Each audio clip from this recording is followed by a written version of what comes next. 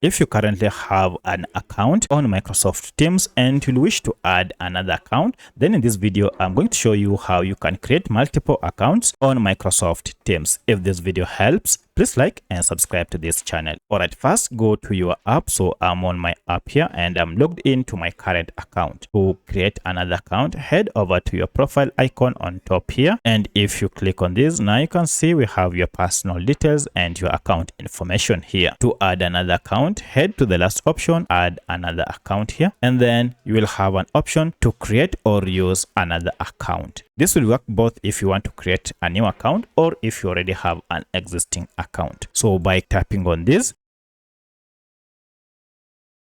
now here you can proceed with entering the email of the new account if you already have an existing account, or if you want to create a completely new one, just go to create one here. Once you are done, now you'll have two profiles. If you go down here, you'll be able to see both of them. Now you can switch between the available accounts. So that's how you can add multiple accounts on Microsoft Teams. If you have any other question, kindly let me know in the comment section. Otherwise, thanks for watching and let's meet in the next video.